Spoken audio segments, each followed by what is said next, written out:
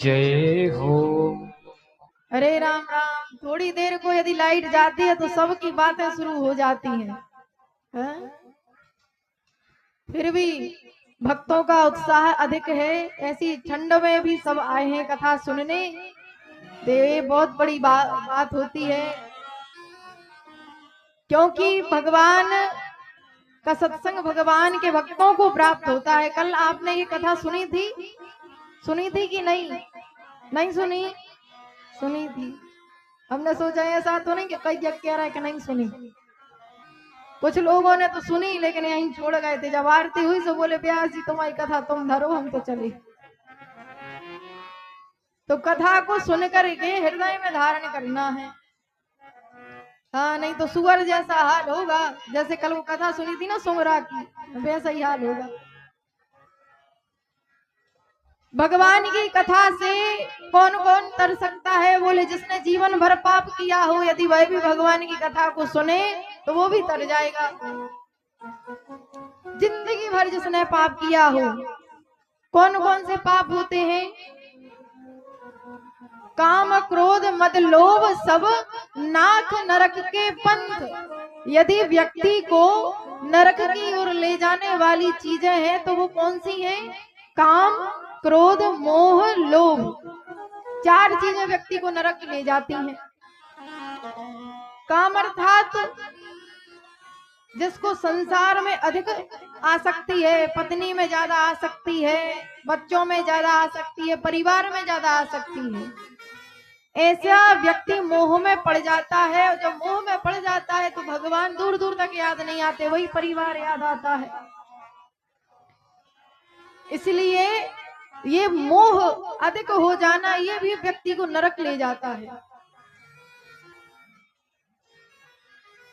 क्रोध, जिसको अधिक गुस्सा आता हो, बिल्कुल नाकई पे गुस्सा रखी रहती हो, ऐसा व्यक्ति भी नरक जाता है। मद, मद यानी हमें कुछ पद मिल गया, हमें प्रतिष्ठा प्राप्त हो गई। मान लो कि हम नेता बन गए, राजनेता बन गए, हमें मद हो जाए, अरे हम तो भैया नेता हैं, फिर तो हम चीन ही नहीं रहे कोई को। तो ऐसा व्यक्ति कहाँ जाता है? नरक में जाता है। जिसको अहंकार हो जाए, जिसको अपने पद का मद हो जाए, और जहाँ पद है वहां मद तो होगा ही। ऐसा नहीं है कि बिना पद का मद हो, जोड़ा होता है हर चीज का। तो ये नरक ले जाने वाला होता है। और चौथे नंबर पे लोभ। अधिक यदि आपको लोभ है तो वह भी आपको नरक ले जाएगा। लोभी व्यक्ति पता है कैसा होता है? लोभी अर्थात कंजूस। हाँ, जिसने जीवन में कभी कुछ दान ही नहीं किया, कुछ दिया ही नहीं, लोभ में ही पड़ा रहता है कि बचा रहे बचा रहे, जो बचाने के चक्कर में रहता है। लोभी व्यक्ति जब मंदिर में जाता है, कोई कंजूस, तो मंदिर में जाते हैं तो शास्त्र कहते हैं कि जब गुरु के यहाँ जाएं, मंदिर में जाएं या रिश्तेदार के घर जाएं तो खाली हाथ नहीं जाना चाहिए। गुरु के यहाँ, भगवान के यहाँ और रिश्तेदारों के घर में जब जाएं तो कुछ लेकर जाएं। पर क्या? बोले कुछ में भी क्या लेकर जाएं? अब ऐसा नहीं कि अपने घर मठा और दही हो रहा सो कहीं चलो मठा की कुप्पी लेकर चलो, एक कुप्पी भर के मठा ले गए। मठा नहीं ले जाना है, खटाई नहीं ले जानी है। रिश्तेदार के घर में, भगवान के घर में खटाई नहीं ले जाती, मिठाई लेके जानी पड़ती है। क्या? मिठाई। क्यों? क्योंकि जब हम मिठाई लेकर के जाएंगे तो आपस में रिश्तों में मिठास बनेगी। अब तुम मठा को कुप्पा भर के ले गए तो बताओ, खटास तो हुई यही रिश्तों में कि नहीं? हाँ, इसलिए और रिश्तेदारों के घर में तो बिल्कुल ले जाना चाहिए मिठाई। खाली हाथ जाओगे तो सम्मान ही नहीं करेगा, यही बोलेगा आ गया खाली हाथ। फिर तो वो आपके जाने का इंतजार करेंगे कि ये कब जाता है। इसलिए रिश्तेदार के घर में तो कुछ ना कुछ लेके जाना चाहिए। मिठाई लेके जाना चाहिए, फल लेके चले जाओ, पर खटाई लेके कभी नहीं जाना। और भगवान के दर पे, भगवान को तो मिठाई हो सो ठीक है, नहीं है तो सबके घर में फूल तो है, तो फूल ही ले जाओ भगवान। कल हमारे आचार्य जी ने कहा था एक माता जी से कि जिसके घर में फूल हो तो वो भगवान को माला बना के लाए। तो एक माता जी कहने लगी, बोले महाराज हमारा तो बगीचा में तो सब फूल ढोरा ही खा गए।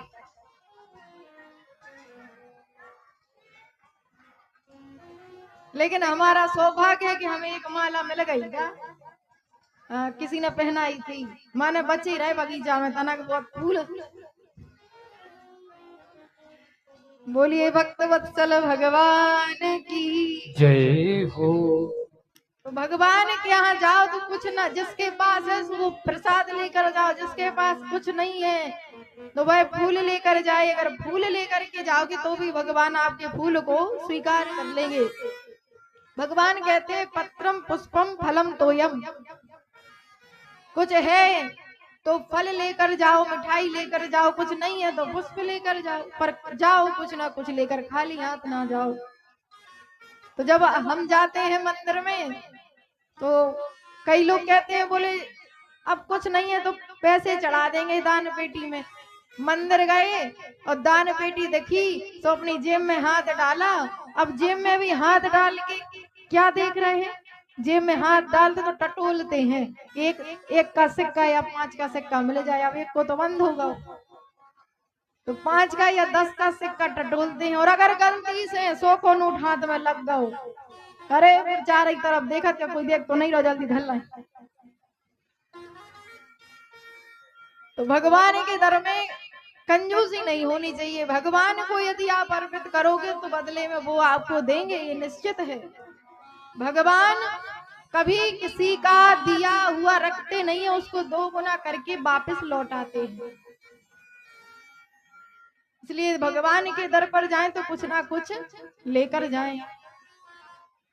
एक कंजूस था, बहुत ज्यादा कंजूस, इतना कंजूस कि उसने अपने जीवन में कभी कुछ दान नहीं किया, ना कभी तीर्थ यात्रा पर गया, ना कभी संतों के, ना कभी ब्राह्मणों को भोजन कराया, कभी कुछ नहीं।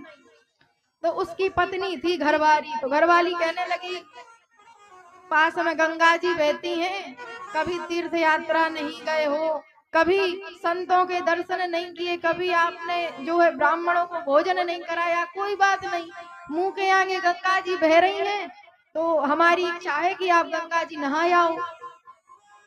तो वो भी इतना कंजूस, वो बोला कि अगर गंगा जी नहाने जाएंगे तो गाड़ी की जरूरत पड़ेगी, अब गाड़ी में पेट्रोल डलवाना पड़ेगा, कौन खर्चा करे।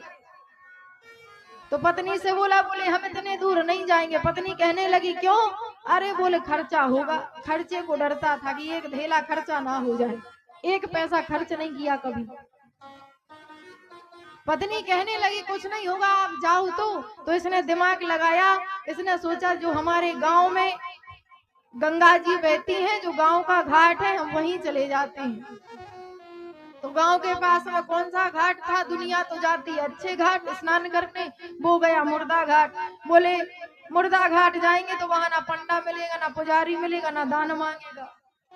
भाई यदि हम अच्छे घाट पर जाते हैं तो वहां पंडा पुजारी रहते हैं, वो आपसे पूजन कराएंगे, फिर अब वो आपसे ये कहेंगे कि भाई कुछ दान करो, तो फिर दान देना पड़ता है। कई पंडा तो लिखवा देते हैं, बोले उधारी लिख जाओ, फिर हम आएंगे साल भर में तो आपकी जो है ले जाएंगे।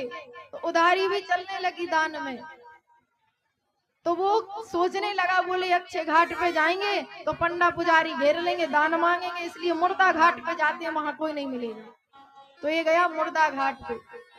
अब जैसे ही गया गंगा जी में घुसने लगा स्नान करने के लिए, और जैसे ही इसने डुबकी लगा के बाहर निकला, सोई भगवान ब्राह्मण का वेश धारण करके वहीं घाट पर मिल गए। भगवान कहने लगे, भगवान ही ब्राह्मण का वेश धारण करके बैठ गए घाट पे। भगवान कहने लगे मैंने दुनिया में कंजूस तो देखे, लेकिन इस जैसा कंजूस नहीं देखा। भगवान कहने लगे यजमान की जय हो। इसने देखा, बताओ मुर्दा घाट पे भी नहीं छोड़ा, यहाँ भी पंडा आ गए, अब यहाँ दान मांगेंगे। ये बोलने लगा, बोले महाराज आप, बोले हाँ हम यहीं रहते हैं। ये कहने लगा, और इसी बीच में हमारे भैया रविंद्र सेन जो यजमान बने हैं, उनके सुपुत्र शिवांग सेन जी की ओर से 51 रुपए का दान आया है। एक बार जोरदार तालियां हमारे उस बच्चे के लिए, उस बच्चे के भविष्य के लिए। बोलो बालाजी सरकार की जय हो। बोलिए भक्त वत्सल भगवान की जय हो।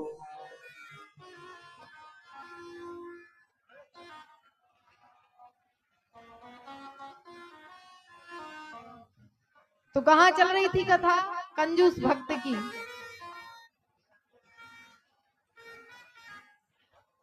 ऐसी बात नहीं है सबके बगीचों में ढोर नहीं घुसे के बचे हैं। देखो माला आ गई। तो भगवान कहने लगे, बोले हम पंडा हैं। बोले सब घाटों पे तो भाई पंडा पहले ही बैठे रहते, अब ये तो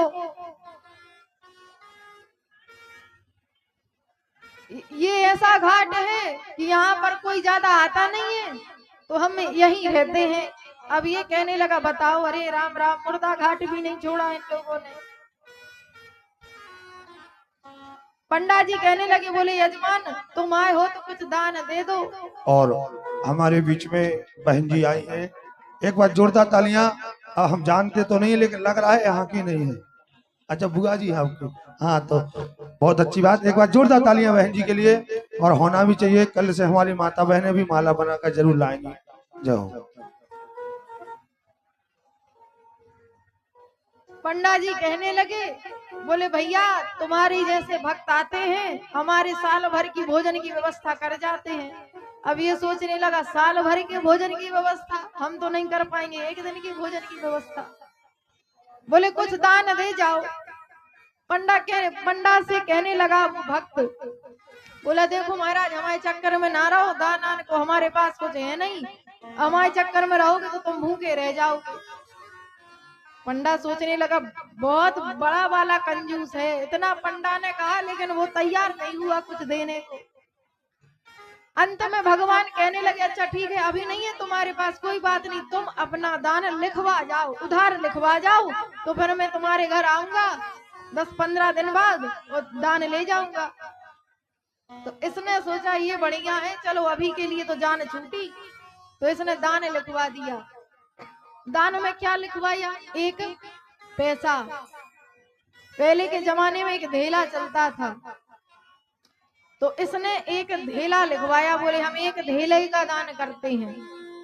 अब ये चला गया घर। जैसे ही 10-15 दिन हुए तो पंडा जी ने सोचा कि यजमान आया था, दान लिखवाया था, सो जाए इसके घर में, सो दान ले आए। सो गए पंडा जी। अब पंडा जी ने कहा बाहर द्वार पे, भिक्षाम देही, भिक्षाम देही। तो पंडा जी की पत्नी निकली बाहर। पत्नी ने कहा महाराज कहाँ से पधारे हो? बोले हम गंगा जी में जो मुर्दा घाट है, हम वहां से आए हैं। अच्छा अच्छा, क्या काम है आपको? बोले आपके पति आए थे उस दिन स्नान करने। पत्नी ने सोचा मुर्दा घाट, बोले हाँ। बोले मुर्दा घाट गए थे। पत्नी भी सोचने लगी बड़ा भारी आदमी मिला है, अच्छे घाट पे नहीं गया, मुर्दा घाट पे गया। क्यों? बोले वहां पंडा पुजारी दान नहीं मांगते, कोई रहता ही नहीं है।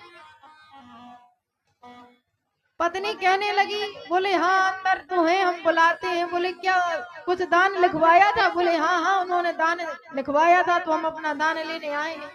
क्या लिखवाया? बोले एक धेला। पत्नी सोचने लगी दान भी लिखवाया तो एक धेला, कुछ अच्छा ही लिखवा देते, जिंदगी में तो कभी दान किया नहीं, कम से कम इसी बहाने कर देते। पत्नी गई अंदर। पत्नी ने कहा कि वो पंडा आए हैं जिनको तुम दान लिखवा के आए थे। अब इसने सोचा कि पंडा आ गया। बोले हाँ पंडा तो बाहर खड़ा है, अब वो जाएगा नहीं जब तक दान नहीं दोगे, इसलिए उसका दान दे दो उसको, तो वो चला जाए। अब ये कहने लगा कि हम दान तो नहीं देंगे, एक धेला भी नहीं दिया। बोले हम तो नहीं देंगे।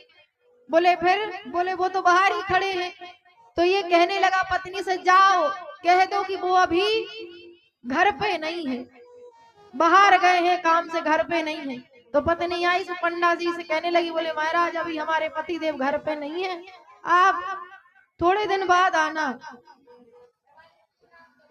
पंडा जी कहने लगी यजमान घर पे नहीं है? बोले नहीं। तो पंडा जी कहने लगे ठीक है, यजमान घर पे नहीं है तो हम यहीं पे उनका इंतजार करेंगे, यहीं रहकर। अब पंडा के भेष में कोई साधारण व्यक्ति थोड़ी था, साक्षात भगवान थे। परीक्षा लेने आए थे कि देखें ये कितना दानी है और कितना कंजूस है। तो पंडा ने कहा, बोले जब तक यजमान नहीं आएगा जब तक हम यहीं इंतजार करेंगे। अब पत्नी आई अंदर, पत्नी ने कहा, बोले वो बोल रहे हैं पंडा की वो आपका इंतजार करेंगे। अब और आप, तो इसने अपनी पत्नी से कहलवाया कि कह दो कि वो तो बीमार हो गए, तबीयत ठीक नहीं है। भगाने का प्रयास कि कैसे ही पंडा लौट जाए बिना दान दिए। पत्नी आई, पत्नी कहने लगी, बोले महाराज हमारे पति की तबीयत खराब है और वो इस योग्य नहीं है कि आपको दान दे सके जो उन्होंने लिखवाया था। पंडा कहने लगे, अरे राम राम, बताओ हमारे यजमान की तबीयत खराब है और हम यहाँ शांति से बैठे। अब तो हम बिल्कुल नहीं जाएंगे जब तक हमारा यजमान अच्छा नहीं हो जाता, तब तक हम यहाँ से हिलेंगे नहीं। अब तो और पंडा जी बिल्कुल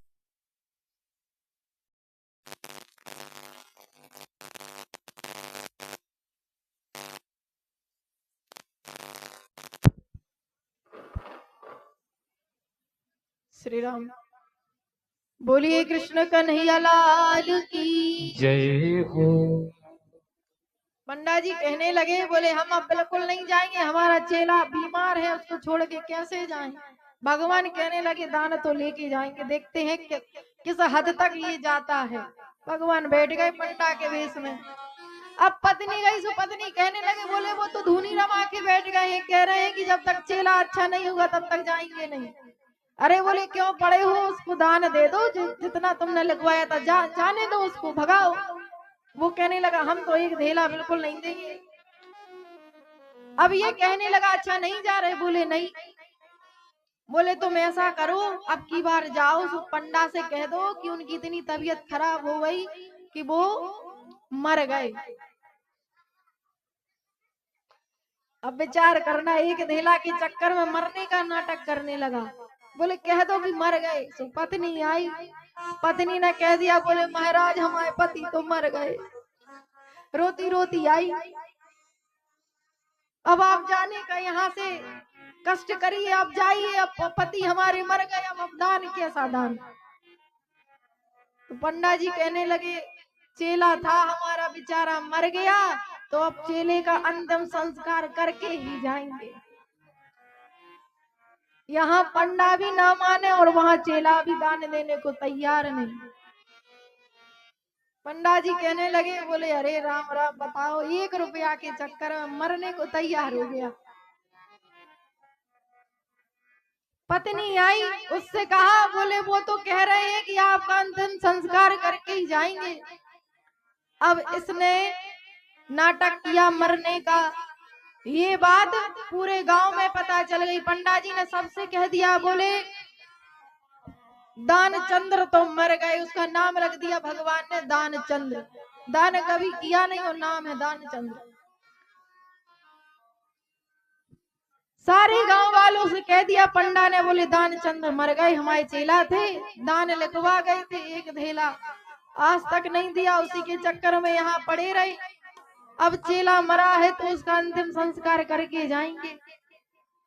गांव वाले आने लगे। भाई जब किसी के यहाँ कोई खत्म होता है तो बस्ती के लोग बैठने आते हैं, आश्वासन देते हैं परिवार को, तो वहां के लोग आने लगे। अब ये क्या, ये श्वास रोक करके और धरती पे पड़ा है सीधा, जैसे कोई मुर्दा को लिटा दो वैसे ही हाथों को सीधा करके और अपनी सांस को रोक के पड़ा है, जिसमें ऐसा लगे कि मर गया।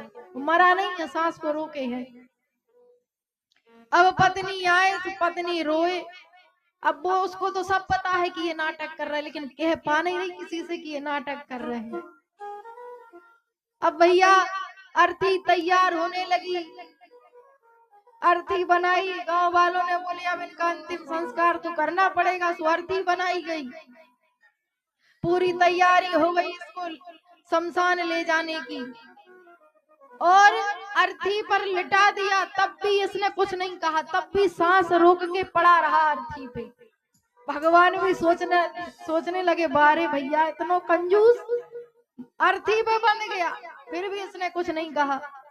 अब जैसे ही अर्थी उठने लगी तो इसकी पत्नी जोर जोर से रोने लगी। पत्नी कहने लगी, अरे हमारे पति को मत ले जाओ, अरे हमारे पति को मत ले जाओ। तो गांव वाले कहे कि अब ये तो रोएंगी, पत्नी है, पति चला गया तो बेचारी सदमे में है। पत्नी बार बार कही, अरे हमारे पति को मत ले जाओ, अरे मत ले जाओ। तो लोग समझाएं, अरे अब तुम्हारा भगवान है रखवाला, पति से मोह छोड़ो। तो ये रो रो कर कहे, अरे बोले हमारे पति मरे नहीं हैं, वो तो नाटक कर रहे हैं, अरे हमारे पति मरे नहीं है, नाटक कर रहे हैं। अब गांव वाले कहे कि बेचारी बाबरी हो गई दुख में, हाँ सदमा लग गया। सो बार बार यही पागल हो गई, सो कह रही है कि ये तो नाटक कर रहे हैं, मरे नहीं है। अब वो पागल नहीं हुई, वो तो सही कह रहे कि ये तो नाटक कर रहे हैं, लेकिन लोग मानने को तैयार नहीं। बार बार कहे, बोले हमारे पति को मत ले जाओ, ये तो नाटक कर रहे हैं। लेकिन आज उन्होंने उठाई अर्थी और ले गए शमशान। अब भगवान भी पीछे पीछे जा रहे हैं। अब जैसे ही शमशान घाट पर ले जाया गया, अर्थी को रखा नीचे, तो इसने थोड़ी सी आंख खोल करके देखा कि कौन कौन है। तो ये देख किसको रहा है? पंडा को। बोले वो पंडा है कि चला गया? भाई मरने का समाचार सुन के शायद चला गया हो। पर जैसे ही इसने धीरे से आंख खोली और खोलते ही सामने पंडा दिखा। और जैसे ही पंडा को देखा तो तुरंत आंखें बंद की, सोचने लगा रही है तो यहाँ तक आ गया सांस में। विचार करना, एक धेला के चक्कर में अर्थी पे बंध गया, बंद करके शमशान भी चला गया, लेकिन बोला नहीं, श्वास रोक के पड़ा है। अब भगवान भी हंस रहे हैं मनी मन। भगवान भी कहने लगे, बारे भैया हम संसार को लूटते हैं, तुमने हमें ही लूट लिया। भगवान ने उसके कान में जाकर के कहा, आया हूं तुम संग नाता जोड़, बैकुंठ से मांग लियो कछु वरदान। भगवान कह रहे, भगवान उसकी इस भक्ति से प्रसन्न हो गए। भगवान कह रहे, हम बैकुंठ से आए हैं और कुछ मांग लो हमसे। तो इसने धीरे से आंख खोली, वो कहने लगा, देना ही चाहते हो तो धेला दीजो छोड़। जो मैंने तुम्हें धेला लिखवाया था कि दान में एक धेला दूंगा, वो धेला छोड़ दो मेरा बस, और मुझे कुछ नहीं चाहिए। तो भगवान बड़े हंसे और उस पर प्रसन्न हो गए कि बताओ, उस 1 रुपया के चक्कर में इसने मुझे चक्करों में डाल दिया। इतने कंजूस होते हैं कि मर जाएंगे लेकिन दान नहीं करेंगे। अपन उन्हें सोचे ना कि कौन सी कैटेगरी के बैठे हो। हाँ, लेकिन यहाँ के भक्त तो सब दानी है, ऐसी बात नहीं है। सब खूब व्यवस्था कर रहे हैं और होना भी चाहिए। सत्कर्म करते रहना चाहिए। जिस गांव में, जिस नगर में, जिस बस्ती में सत्कर्म होता है, वहां भगवान देवताओं का निवास होता है, वहां पर सकारात्मकता रहती है। इसलिए दान पुण्य होता रहना चाहिए। बोलिए भक्त वत्सल भगवान की जय हो। सिरा से सीताराम। आएगा एक तोलान का छोटा सा भजन, क्योंकि इस संसार में आ गए